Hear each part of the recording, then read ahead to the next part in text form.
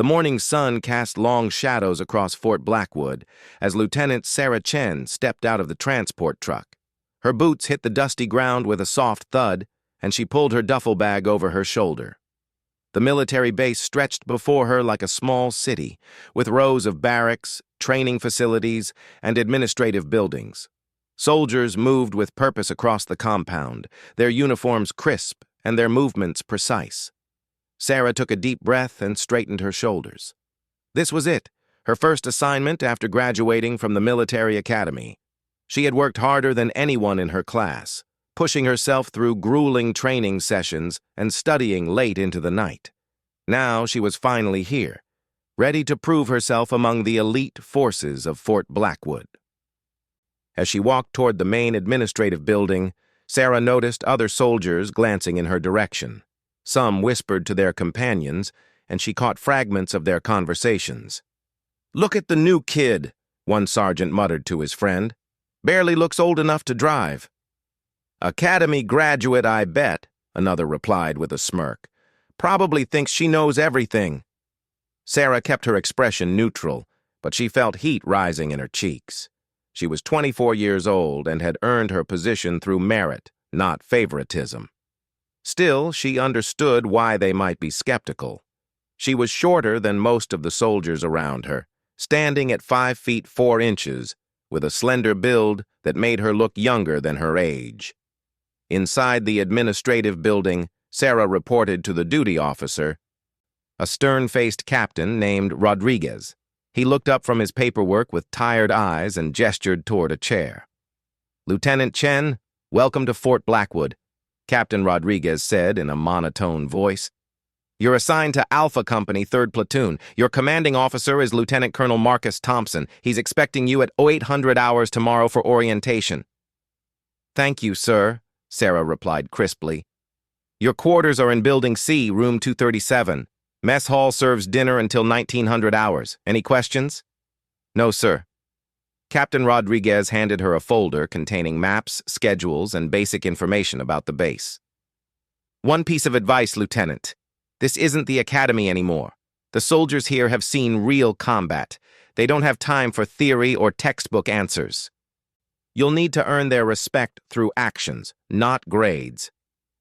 Sarah nodded and left the office, clutching her folder tightly. She found Building C without difficulty and climbed the stairs to the 2nd floor. Room 237 was small but functional, with a single bed, desk, dresser, and small closet. She unpacked her belongings methodically, hanging her uniforms and arranging her few personal items on the dresser. That evening, Sarah made her way to the mess hall. The large dining area buzzed with conversation as soldiers shared meals and stories from their day. She grabbed a tray and moved through the serving line, selecting a modest portion of meatloaf, mashed potatoes, and green beans. Finding an empty table near the back of the room, Sarah sat down and opened a training manual while she ate. She wanted to review the base's standard operating procedures before meeting her new commanding officer. Well, what do we have here?" Sarah looked up to see 3 soldiers approaching her table. The one in the lead was a stocky sergeant with close-cropped hair and arms covered in tattoos. His name tag read, Morrison. "Mind if we sit?" Sergeant Morrison asked, but he was already pulling out a chair before Sarah could answer. His 2 companions, both corporals, flanked him with amused grins. "I'm Sergeant Morrison," he said, extending his hand. "These are Corporals Jackson and Williams. We heard Alpha Company got a new lieutenant today."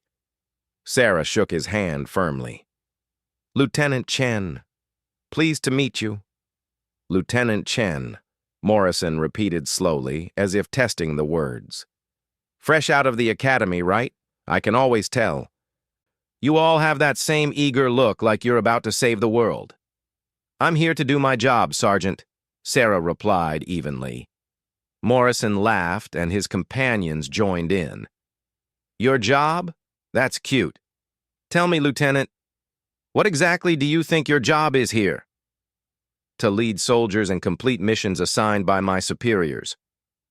"Lead soldiers," Morrison mused.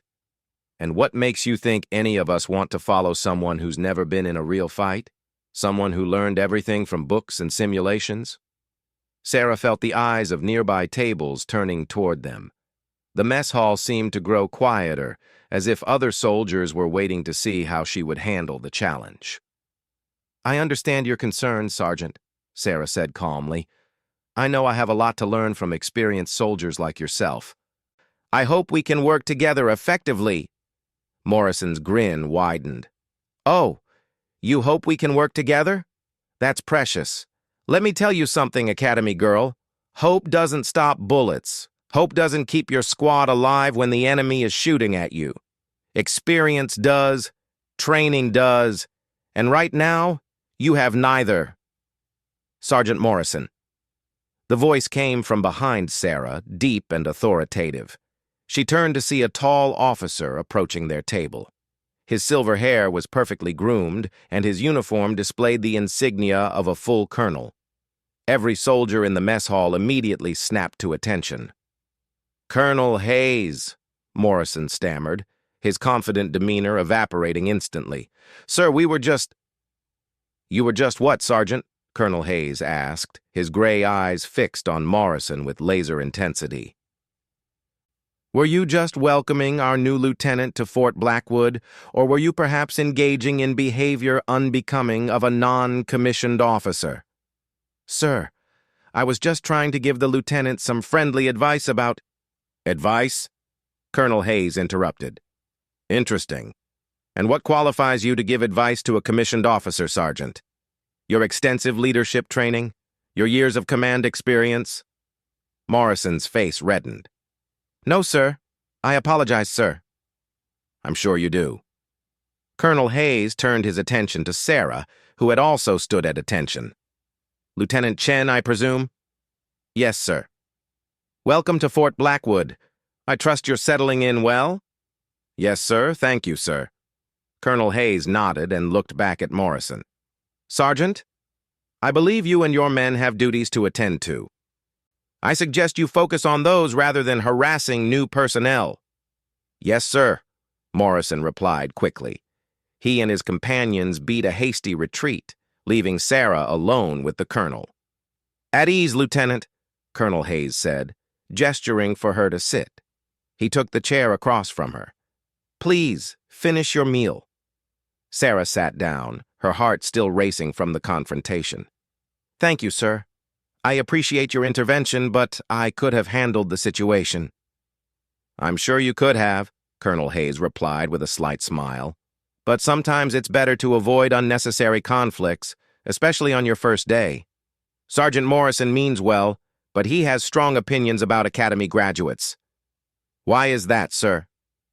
Bad experience with a previous lieutenant. Young officer came in thinking he knew everything. Made some poor decisions that cost lives. Morrison lost some good friends that day. Now he's suspicious of anyone without combat experience. Sarah absorbed this information. I understand his concerns, sir. I know I have a lot to prove. You do indeed. Colonel Hayes studied her for a moment. Tell me, Lieutenant, why did you join the military? The question caught Sarah off guard. To serve my country, sir, and to challenge myself, to see what I'm truly capable of. And what do you think you're capable of? Sarah hesitated. This felt like a test, but she wasn't sure what answer he was looking for. I believe I can be an effective leader, sir. I know I have limitations due to my lack of experience, but I'm willing to learn and work hard to overcome them. Colonel Hayes nodded slowly. Good answer. Honest and humble. But confident. Those are important qualities in a leader. He stood up. Enjoy the rest of your meal, Lieutenant. I'm sure we'll have opportunities to talk again soon. As the colonel walked away, Sarah noticed the entire mess hall watching her. Some soldiers looked impressed that she had garnered the colonel's personal attention. Others seemed skeptical, as if wondering what she had done to deserve such notice. She finished her meal quickly and returned to her room.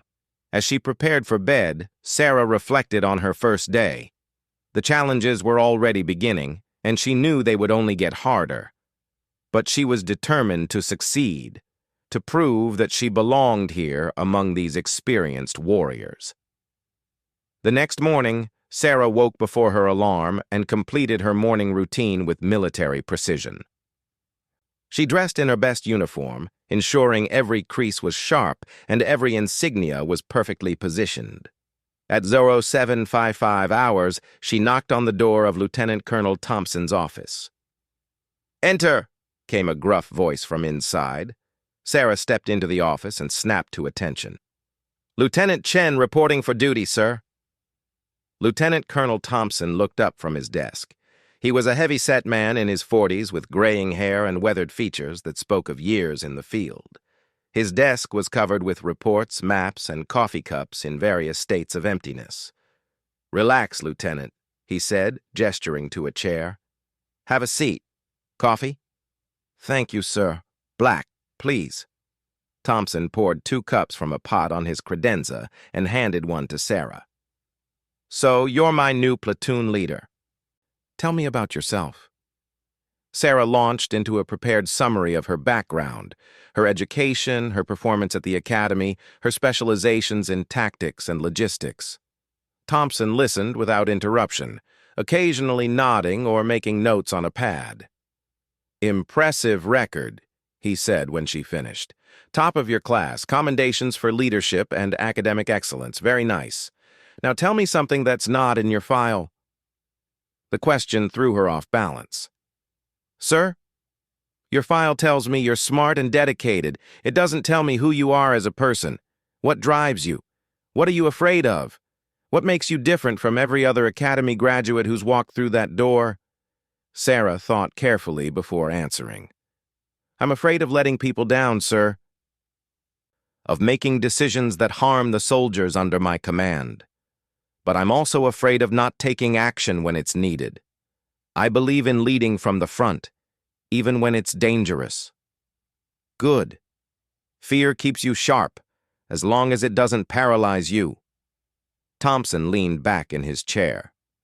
"Let me be direct with you, Lieutenant. 3rd Platoon is a good unit, but they're not going to make it easy for you. Most of them have been together for 2 years. They've deployed together, fought together, bled together. You're the outsider." "I understand, sir." "Do you? Because understanding it intellectually and dealing with it emotionally are 2 different things. These soldiers will test you in ways the Academy never did. They'll question your orders, challenge your decisions, and watch for any sign of weakness. Some of it will be professional. They need to know you can lead them effectively. Some of it will be personal. They need to know you won't abandon them when things get tough." Sarah nodded. "How do you recommend I handle that, sir?" "Be yourself, but be smart about it. Don't try to be their friend. You're their leader. But don't be so rigid that you can't connect with them as people. Learn their strengths and weaknesses. Find out what motivates them. And for God's sake, listen more than you talk." Thompson stood up and walked to a map on the wall showing the base layout. "Your platoon has 32 soldiers divided into 4 squads. Squad leaders are all sergeants, good NCOs with solid experience. They'll be your key to success or failure." "When do I meet them, sir?" "Right now. They're waiting in conference room B for the weekly briefing. After that, you'll spend the morning observing their training exercises. This afternoon, you'll conduct individual meetings with each squad leader." Thompson opened his office door and led Sarah down a hallway to the conference room. As they approached, she could hear voices and laughter from inside. The sounds stopped abruptly when Thompson opened the door. "Gentlemen, your new platoon leader, Lieutenant Chen." Sarah stepped into the room and found herself facing 4 sergeants sitting around a conference table. They stood as she entered, but their expressions ranged from curious to skeptical. "At ease," she said, then introduced herself to each sergeant individually. Sergeant First Class Rodriguez was the senior squad leader, a lean Hispanic man with intelligent eyes. Sergeant Martinez led Second Squad, young but serious, with a reputation for attention to detail. Sergeant Kim ran 3rd Squad and had a quiet confidence that Sarah immediately respected. Sergeant Davis headed 4th Squad and seemed friendly enough, though she sensed he was reserving judgment. The briefing covered routine matters, training schedules, equipment maintenance, personnel updates. Sarah listened carefully, taking notes and asking occasional clarifying questions. She noticed how the sergeants interacted with each other and with Thompson, the easy familiarity that came from working together for years. After the briefing, the group moved to the training area where 3rd Platoon was conducting marksmanship practice. Sarah watched as soldiers moved through various shooting positions, their movements smooth and practiced. She noticed immediately that this was not basic training-level shooting. These soldiers were skilled marksmen working on advanced techniques. "Impressive," she commented to Sergeant Rodriguez. "They should be," he replied. "Most of these guys have been downrange. They know their weapons inside and out." Sarah spent the next hour observing different aspects of the training. She watched soldiers practice room-clearing techniques, saw them work through equipment maintenance procedures, and observed their interactions with each other. What impressed her most was their professionalism. Even when they thought she wasn't listening, they stayed focused on their tasks. During a break in the training, she overheard 2 soldiers talking near the equipment shed. "What do you think of the new LT?" one asked. "Too early to tell," the other replied. "She seems okay, I guess. At least she's not trying to change everything on day 1 like that last guy." "Remember Lieutenant Morrison? Day 1, he wanted to reorganize the entire platoon structure because his textbook said it was more efficient." Both soldiers laughed. "Yeah, that worked out real well. Took Thompson 3 weeks to fix that mess." Sarah made a mental note. These soldiers valued stability and had little patience for unnecessary changes. She would need to earn their trust before attempting any modifications to their procedures. The individual meetings with squad leaders went better than expected. Each sergeant was professional and forthcoming about their squad's capabilities and challenges. Sergeant Rodriguez was particularly helpful, offering insights about individual soldiers and unit dynamics. "The platoon's strength is experience and cohesion," he explained. "These guys trust each other completely. The weakness is that they're maybe too comfortable. They've been doing things the same way for a long time. Not saying it's wrong, but fresh perspectives can be valuable." "Any specific areas where you think improvements could be made?" Sarah asked. Rodriguez considered the question carefully. "Communications could be better. We rely heavily on informal networks, guys who've worked together forever just knowing what the other is thinking. That works great until you get new personnel or face unexpected situations. More structured communication protocols might help." Sarah thanked him for his honesty. Similar conversations with the other squad leaders painted a picture of a competent, experienced unit that might benefit from some organizational improvements, but needed to be approached carefully. That evening, Sarah returned to her room and spent several hours reviewing personnel files and preparing for the next day. She was starting to understand the challenge ahead of her. These soldiers didn't need someone to teach them how to fight. They already knew that. They needed someone who could lead them effectively, make good decisions under pressure, and earn their respect through competence and character. As she finally prepared for sleep, Sarah felt both excitement and apprehension about the days ahead. Tomorrow would bring new challenges and new opportunities to prove herself. She was determined to meet them head-on. The second week at Fort Blackwood brought Sarah's first real test as a platoon leader. Lieutenant Colonel Thompson called her into his office early Monday morning with news that would challenge everything she had learned so far. "We have a situation, Lieutenant," Thompson said, spreading aerial photographs across his desk. "Intelligence reports indicate hostile activity in Sector 7, about 40 miles northeast of here. Local civilians have reported unusual movement and suspicious behavior near the old mining facilities."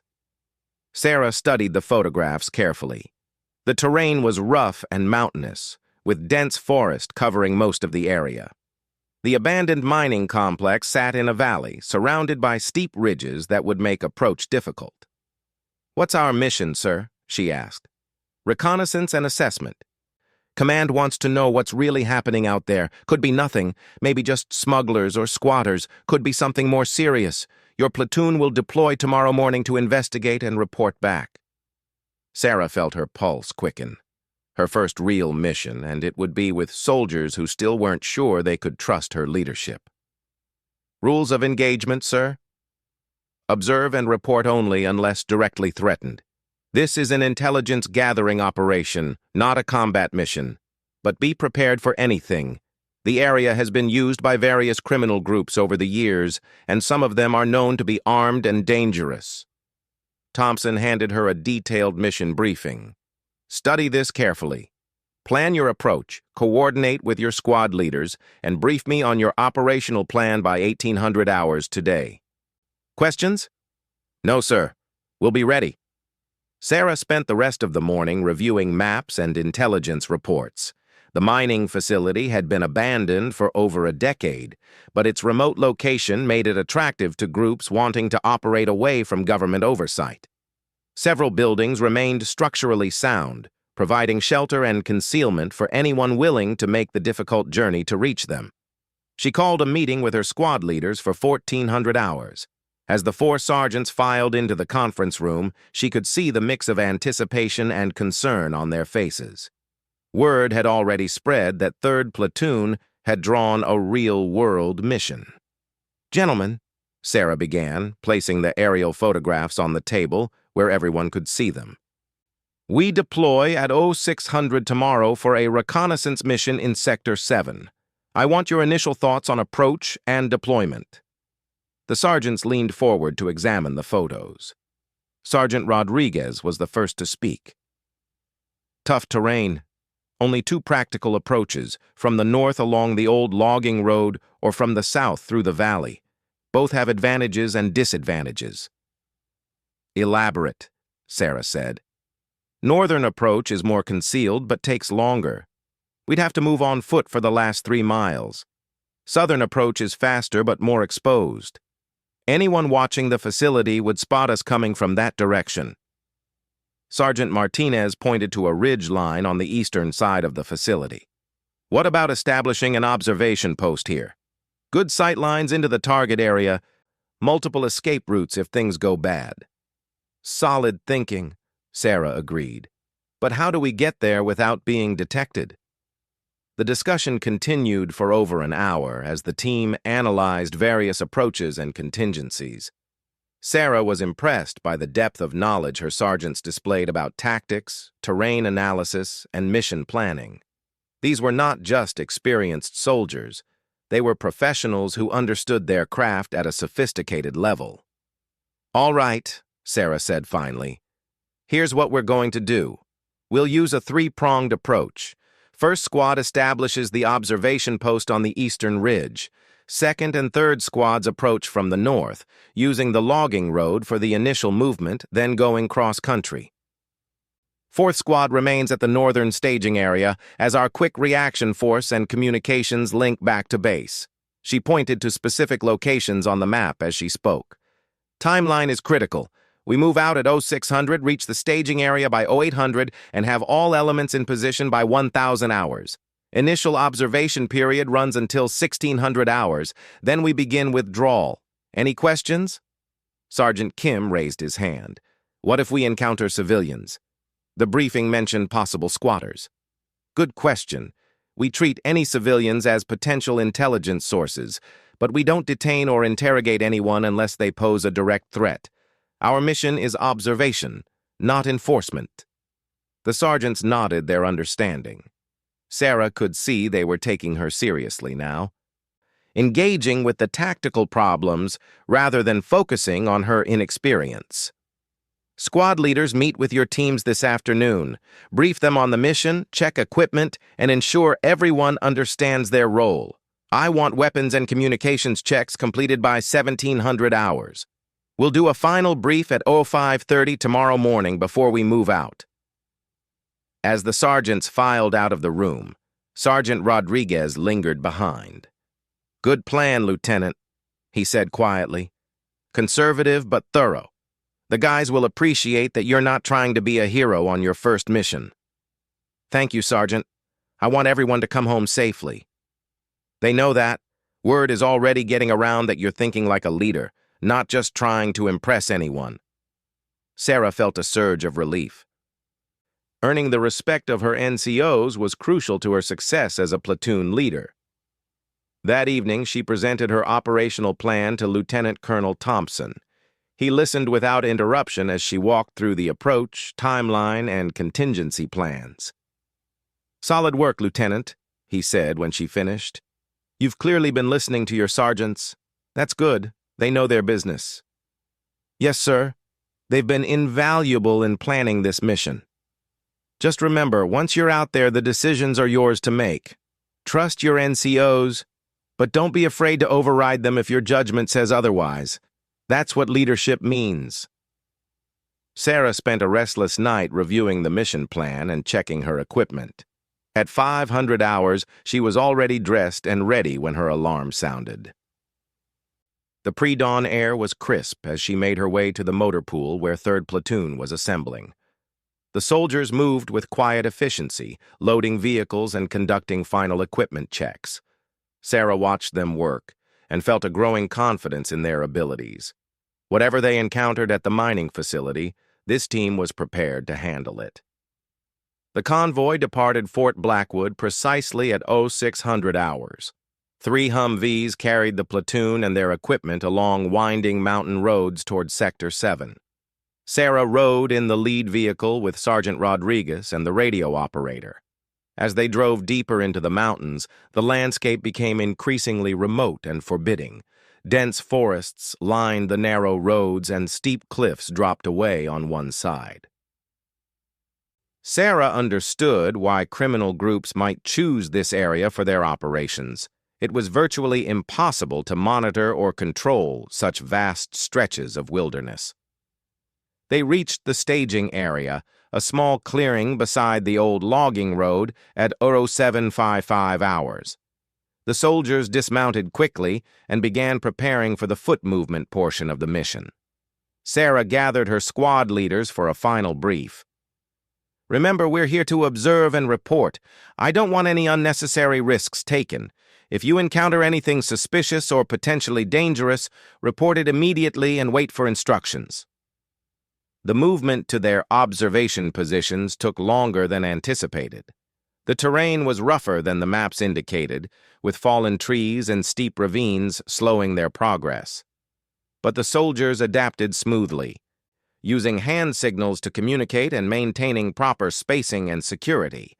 At 10:30 hours, 1st Squad reported they were in position on the eastern ridge with clear views of the mining facility. 2nd and 3rd Squads had reached their positions on the northern perimeter. 4th Squad confirmed they were established at the communications relay point. "All stations, this is 6, Sarah whispered into her radio. "Beginning observation phase now. Report any activity immediately." For the first 2 hours, the facility appeared completely abandoned. The buildings showed obvious signs of decay and weather damage. Rusted equipment littered the area around the main structures. Nothing moved except wind-blown debris and occasional birds. Then, at 12:47 hours, Sergeant Martinez's voice crackled over the radio. "6, this is 2-6. I've got movement in the main building. At least 3 individuals, possibly more inside." Sarah's adrenaline spiked. 2-6, can you identify them? Are they armed?" "Negative on identification. Too far to make out details. I can see at least 1 rifle, but can't tell if there are others." "All stations, maintain observation. Do not move from your positions unless ordered." Sarah weighed her options quickly. The presence of armed individuals wasn't necessarily hostile. They could be hunters, security guards, or legitimate workers. But something felt wrong about the situation. 1-6, this is 6. Do you have eyes on the targets?" "Affirmative, 6. I count 4 individuals now. They're moving with tactical awareness, checking corners and maintaining overwatch. This doesn't look like casual activity." Sarah felt her mouth go dry. If these were trained operatives of some kind, the situation had just become much more serious than anticipated. All stations, continue observation but be prepared to withdraw on my command. Something's not right here. For the next hour, they watched as more individuals appeared around the facility.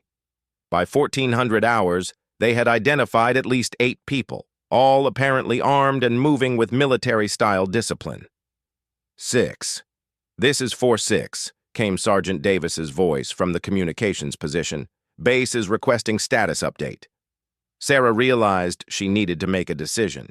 They had gathered significant intelligence about the facility's occupation, but continuing to observe might put her soldiers at risk if they were discovered. 4-6.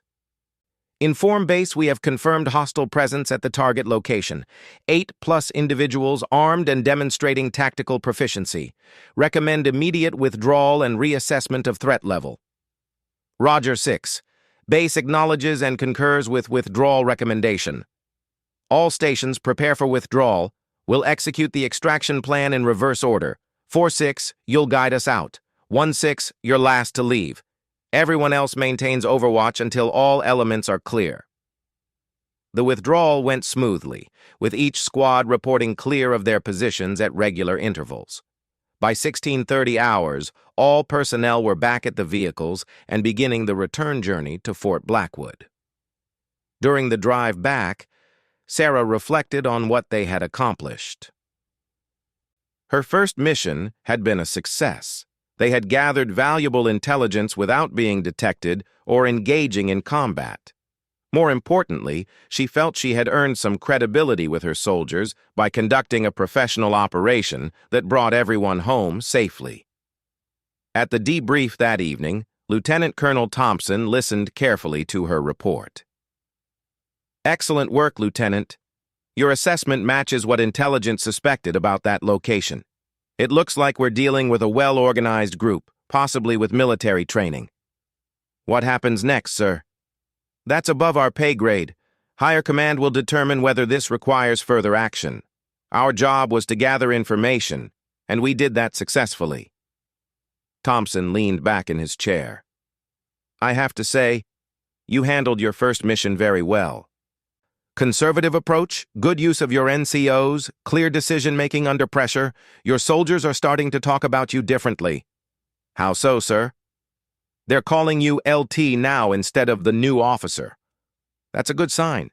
It means they're starting to see you as part of the team rather than an outsider.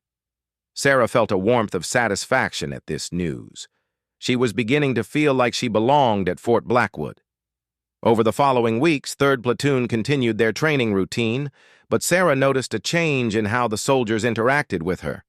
There were fewer sideways glances and whispered conversations. When she gave orders, they were followed promptly and without question. During training exercises, soldiers began asking for her input on tactics and techniques. The breakthrough came during a live fire exercise 3 weeks after the reconnaissance mission. The scenario involved a simulated hostage rescue in an urban environment. Sarah had been observing her squads work through the complex problem when she noticed a tactical error that could have been costly in a real situation. Hold up, she called out, stopping the exercise. Second squad, you left your 6 o'clock uncovered when you entered that building. In a real situation, that could get you killed. Sergeant Martinez looked embarrassed. You're right, LT. We were focused on the objective and forgot about rear security. It's a common mistake, Sarah said, but it's also easily fixed. Let's run it again, this time with proper security protocols. As they reset the exercise, she heard one of the soldiers say to his teammate, LT knows her stuff. She catches things even the sergeants miss sometimes. The comment filled Sarah with pride. She was finally being recognized for her tactical knowledge rather than dismissed because of her lack of experience. That evening, Sergeant Rodriguez approached her after training. Lieutenant, can I speak with you for a minute? Of course, Sergeant. What's on your mind? I wanted to let you know that the platoon is really coming together under your leadership. The guys respect you now. They know you care about doing things right and bringing everyone home safe. I appreciate that, Sergeant. It means a lot coming from you. There's something else, Rodriguez continued. Some of the other platoons have been asking questions about 3rd Platoon's performance lately. Word is getting around that we're operating at a higher level than usual. Sarah was curious. What kind of questions? Tactical questions, mostly. Other platoon leaders want to know how we're achieving our training scores and mission effectiveness ratings. Lieutenant Colonel Thompson has apparently been using us as an example in the weekly briefings. This was news to Sarah. She hadn't realized their performance had attracted attention from outside the platoon. I think it's because you brought fresh eyes to some old problems, Rodriguez explained. You've made some small changes to our procedures that have had big impacts. The communication protocols you implemented have improved our reaction time by 15%. The modified patrol formations are more effective in urban environments. Sarah felt a surge of professional satisfaction. She had been careful to introduce changes gradually, always consulting with her sergeants and explaining her reasoning. It seemed the approach was working. The bottom line, Rodriguez concluded, is that you've proven yourself, not just to 3rd Platoon, but to the entire company. People are starting to take notice of Lieutenant Chen. As Sarah walked back to her quarters that night, she reflected on how much had changed since her first day at Fort Blackwood. The mockery and skepticism had been replaced by respect and recognition. She had found her place among these experienced warriors, not by trying to impress them with theory or bravado, but by demonstrating competence, caring, and a willingness to learn. She was no longer the newcomer they laughed at. She was their lieutenant, and she had earned the right to lead them. The emergency klaxon pierced the pre-dawn quiet of Fort Blackwood, jolting Sarah from deep sleep. Red emergency lights bathed the barracks hallways as soldiers rushed to dress and report to their assigned stations. Sarah's training kicked in automatically. She was dressed and moving toward the command center within 3 minutes of the alarm. The base was buzzing with controlled urgency. Vehicles were starting engines, communications equipment crackled with radio traffic, and officers hurried between buildings with grim expressions. Sarah found Lieutenant Colonel Thompson in the Tactical Operations Center, studying a large display screen that showed a map of the region. "Lieutenant Chen, good." "You're here," Thompson said without looking up. "We have a situation. At 0347 hours, a civilian aircraft went down approximately 60 miles northeast of here, near the border region. Initial reports suggest possible hostile fire." Sarah felt her stomach tighten. The border region was known for its lawless character and frequent criminal activity. A downed aircraft in that area could mean anything from mechanical failure to a deliberate attack. "What's our mission, sir?" she asked. "Search and rescue with potential combat operations." The aircraft was a small passenger plane carrying 8 civilians, including 2 American aid workers returning from a humanitarian mission. "We need to reach the crash site, assess the situation, and extract any survivors." Thompson pointed to a location on the map marked with a red X.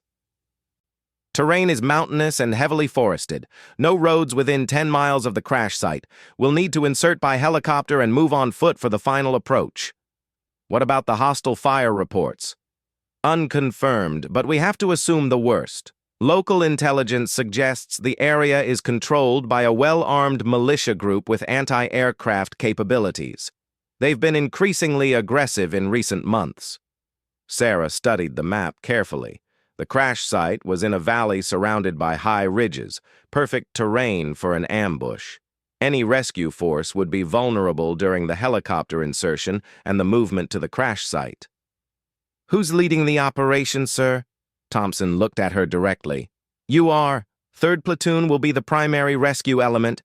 You'll have air support on standby and a quick reaction force at the forward operating base. But the ground operation is yours to command." The weight of responsibility hit Sarah like a physical blow. This wasn't a training exercise or routine patrol. Lives were hanging in the balance, and the decisions she made in the next few hours could determine whether innocent civilians lived or died. "Sir," With respect, wouldn't a more experienced officer be better suited for this mission? Captain Morrison has led combat operations before and... Captain Morrison is dealing with a family emergency and won't be available for at least 24 hours, Thompson interrupted. Besides, 3rd Platoon has the best readiness rating in the battalion right now. Your soldiers are trained, equipped, and ready. The question is, are you ready to lead them? Sarah took a deep breath. Fear was natural, but she couldn't let it paralyze her. Yes, sir. When do we deploy? Helicopter insertion at 0730 hours. That gives you 2 hours to plan, brief, and prepare. The clock is ticking, Lieutenant. Every minute we delay reduces the chances of finding survivors. Sarah saluted and hurried to gather her squad leaders. Within minutes, Rodriguez, Martinez, Kim, and Davis were assembled in the planning room, studying the same map she had just reviewed with Thompson. Gentlemen, we have a real-world search and rescue mission, she began, then laid out the situation clearly and concisely. The crash site location, the potential for hostile contact, the timeline constraints, and the lives at stake. The sergeants absorbed the information with professional calm, but Sarah could see the intensity in their eyes. This was what they had trained for their entire careers, the moment when their skills and courage would be tested in life-or-death circumstances. Initial thoughts? Sarah asked. Sergeant Rodriguez spoke first. The insertion point is the key vulnerability. If hostiles are in the area, they'll be watching for helicopters. We need to land far enough away to avoid detection, but close enough to reach the crash site quickly. Agreed. What about the approach to the target? Sergeant Kim pointed to the map. This ridgeline provides the best concealment for movement, but it adds at least an hour to our timeline. The direct route through the valley is faster but completely exposed. Time versus security, Sarah mused. If there are survivors, every minute matters. But if we get ambushed en route, we can't help anyone. The discussion continued for 30 minutes, with each sergeant contributing expertise and insights. Sarah found herself relying heavily on their experience while maintaining final authority over the decisions. It was a delicate balance, but one she was becoming more comfortable with. Here's the plan, she announced finally. We'll insert at Landing Zone Alpha 2 miles from the crash site. 1st and 2nd squads will take the direct route through the valley, moving fast but maintaining security. 3rd and 4th squads will use the ridgeline approach as overwatch and backup. If the lead elements encounter resistance, the ridge teams will provide supporting fire and flanking maneuvers. She assigned specific roles to each squad: medical support, communications, security, and search operations. Every contingency they could think of was planned for, from casualty evacuation to hostile contact procedures. Equipment check in 30 minutes, Sarah concluded. Full combat load, medical supplies, and extraction gear. We go in prepared for anything. As the sergeants dispersed to brief their squads, Sarah felt a familiar mix of fear and excitement. This was her chance to prove herself not just as a competent leader, but as someone who could perform under the ultimate pressure. The helicopter insertion went smoothly. 2 Blackhawks carried 3rd Platoon to Landing Zone Alpha under cover of dawn darkness. The pilots were skilled and professional, putting the aircraft down in a small clearing barely large enough for the operation. Sarah's boots hit the ground running as the helicopters lifted off immediately, disappearing into the gray morning sky. Around her, 32 soldiers moved with practiced efficiency, establishing security and preparing for the movement to the crash site. All squads, radio check, Sarah whispered into her headset. One by one, the squad leaders reported in. Communications were clear, and all personnel were accounted for. 1 and 2, begin movement to the target. 3 and 4, move to your overwatch positions. Everyone stays alert. We don't know what we're walking into. The movement through the valley was tense but uneventful. Sarah stayed with the lead elements, monitoring radio traffic and watching for any signs of the crashed aircraft. The terrain was rougher than the aerial photos had indicated, with thick underbrush and fallen trees slowing their progress. At 0847 hours, Point man Corporal Jackson raised his hand and dropped to one knee. Through hand signals, he indicated he had eyes on the crash site. Sarah moved forward to his position and peered through the trees. The aircraft, a twin-engine passenger plane, had come down hard in a small clearing. The fuselage was intact but badly damaged, with debris scattered across a wide area. "I see the plane," she radioed to her squads. "No movement visible. Beginning approach for initial assessment." As they moved closer, Sarah could see the full extent of the damage. The aircraft had obviously hit trees during its descent, shearing off part of the left wing and destroying the landing gear. Fuel had leaked from ruptured tanks, creating dark stains on the forest floor. "Medical team forward," she ordered. "Everyone else maintain security." Sergeant Martinez led the medics to the aircraft while the rest of the platoon established a defensive perimeter. Sarah followed the medical team, her heart pounding as they approached the wreckage. The passenger compartment was partially crushed, but not completely destroyed. Through the cracked windows, Sarah could see several figures slumped in their seats. "We need to get inside," Martinez reported. "I can see at least 3 people who might still be alive." It took 20 minutes to cut through the twisted metal and extract the passengers. Of the 8 people on board, 3 had died in the crash. But 5 survivors were found, unconscious and badly injured but alive. Among them were the 2 American aid workers Thompson had mentioned. "This is 6, Sarah radioed to base. "We have 5 survivors requiring immediate medical evacuation. All are unconscious with serious injuries. We need medevac helicopters as soon as possible." "Roger, 6. Medevac is en route. ETA 15 minutes. As the medics worked to stabilize the survivors, Sarah felt a tremendous sense of relief. They had found people alive, and help was on the way. The mission was succeeding. Then Sergeant Kim's voice crackled over the radio from the ridge position. "6, this is 3-6. I've got movement on the southern ridge. Looks like armed personnel, approximately 1 mile out and closing on our position." Sarah's blood went cold. The one thing they had all hoped to avoid was happening. They were about to face hostile contact while protecting injured civilians. 3-6, how many personnel?" "I count at least 12, possibly more. They're moving in tactical formation with military weapons. This is not a casual patrol." Sarah's mind raced through their options. The medevac helicopters were still 10 minutes out, and the survivors couldn't be moved safely without proper medical equipment. But if hostile forces reached the crash site, everyone, rescuers and civilians alike, would be in mortal danger. "All squads, prepare for defensive positions around the crash site. We hold here until medevac arrives. No one gets past us to the survivors." "6, this is 4-6, came Sergeant Davis's voice. "I can move my squad to intercept the hostiles before they reach your position. Buy you some time." Sarah considered this quickly. It would mean splitting her force and potentially exposing 4th Squad to superior numbers. But it might be their best chance to protect the civilians. "-4-6, we stay together. If we have to fight, we fight as a unit." The next few minutes felt like hours as Sarah positioned her soldiers in defensive positions around the crash site. The medics continued working on the survivors while everyone else prepared for combat. "6, this is 3-6.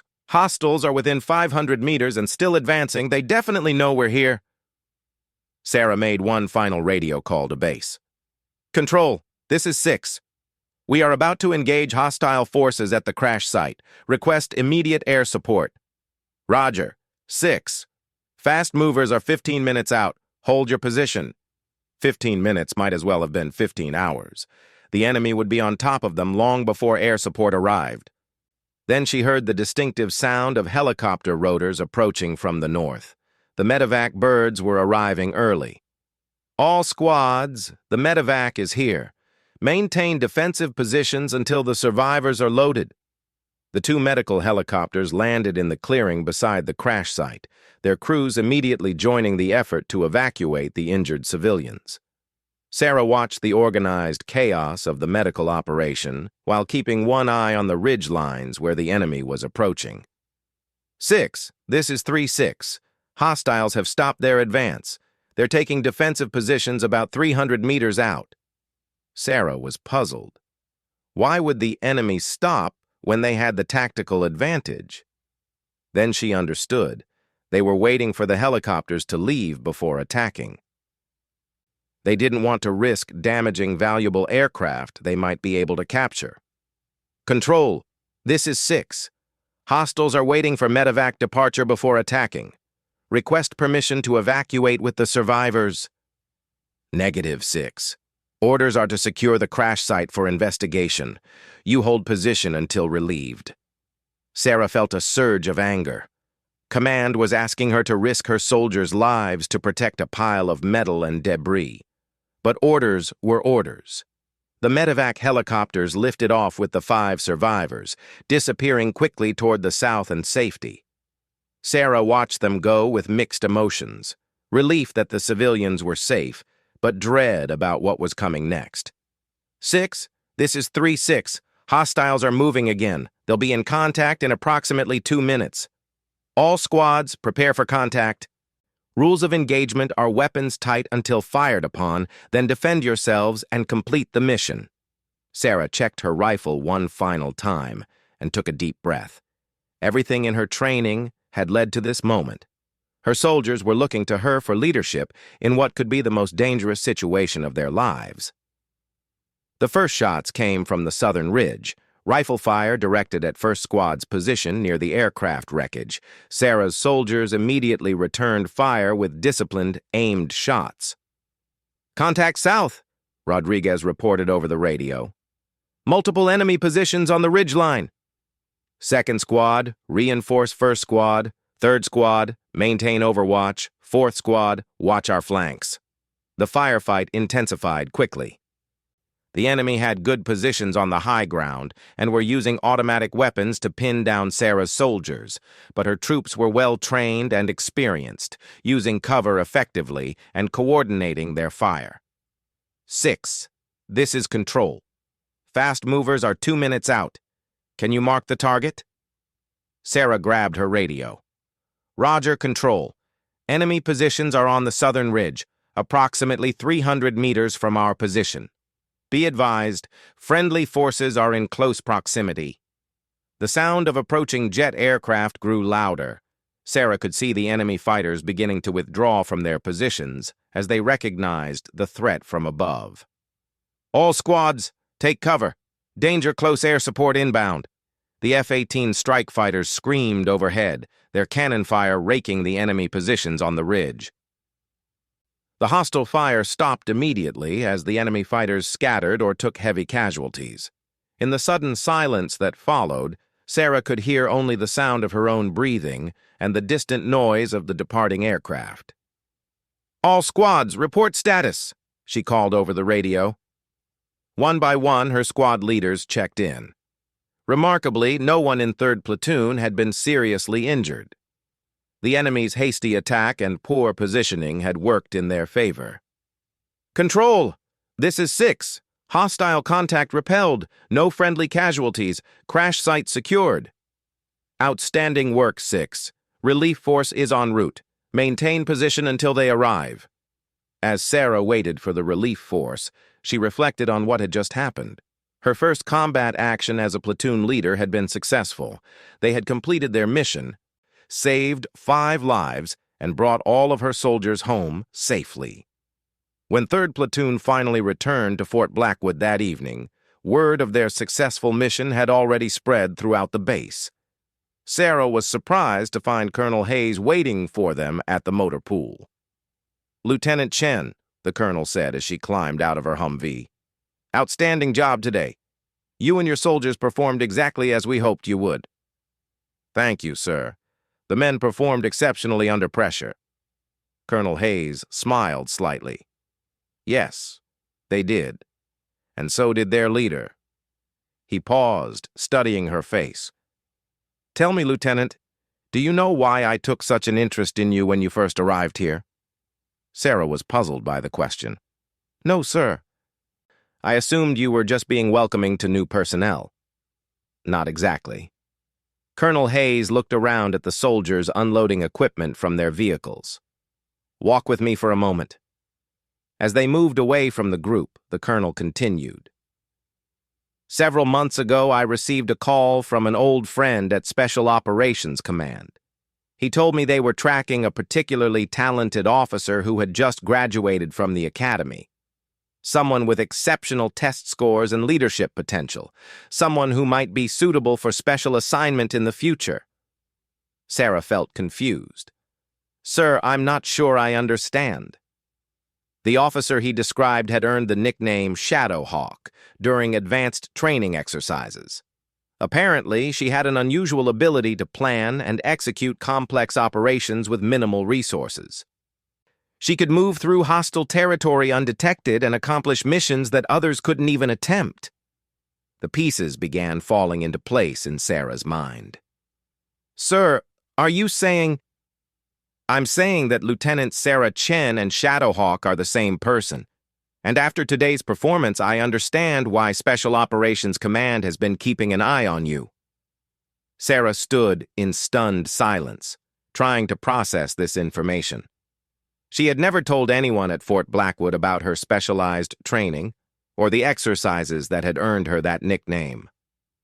Sir, I've never mentioned any of that to anyone here. You didn't need to. Your actions spoke for themselves. The way you planned that reconnaissance mission, your tactical decisions today during the rescue operation, these weren't the actions of an ordinary academy graduate. They were the actions of someone with advanced training and exceptional natural ability. Colonel Hayes stopped walking and faced her directly. The question now, Lieutenant, is whether you're interested in a different kind of career path. One that would take you far beyond Fort Blackwood and into some very challenging territory. Sarah thought about everything that had happened since her arrival at the base, the skepticism and mockery from soldiers who doubted her abilities, the gradual process of earning their respect through competence and dedication, the satisfaction of leading good soldiers in meaningful missions. With respect, sir, I think I'm exactly where I need to be right now. I have a lot more to learn from 3rd Platoon, and they have more to learn from me. Maybe in the future I'll be ready for special assignments, but right now, I want to be the best platoon leader I can be. Colonel Hayes nodded approvingly. Excellent answer. That tells me you're developing the judgment to go along with your tactical skills. When you are ready for the next step, the opportunity will be waiting. As they walked back toward the motor pool, Sarah saw Sergeant Rodriguez approaching. Excuse me, Colonel, Rodriguez said. The men wanted me to tell you something about Lieutenant Chen. What's that, Sergeant? Rodriguez smiled. They said she's not the same person who arrived here a few months ago. Back then, she was just another new officer trying to prove herself. Now, she's our LT. She's one of us. Colonel Hayes looked at Sarah with obvious pride. That's the highest compliment a platoon leader can receive, Lieutenant. As the colonel walked away, Sergeant Rodriguez lingered for a moment. LT, can I ask you something? Of course, Sergeant. During that firefight today, you seemed different. More focused, more confident than I expected for someone in their first combat action. Have you done this kind of thing before? Sarah considered how much to reveal. Let's just say the Academy provided some very realistic training exercises. Some of them were more realistic than I let on when I first arrived here. Rodriguez nodded slowly. I figured it was something like that. The other sergeants and I, we've been wondering how someone so young could have such good tactical instincts. What do you think now? I think we're lucky to have you as our platoon leader. And I think there's probably more to Lieutenant Sarah Chen than meets the eye. As 3rd Platoon finished unloading their equipment and headed to debriefing, Sarah reflected on the journey that had brought her to this point. She had arrived at Fort Blackwood as an unknown quantity, dismissed by many as just another inexperienced academy graduate. But through competence, dedication, and genuine care for her soldiers, she had earned their respect and trust.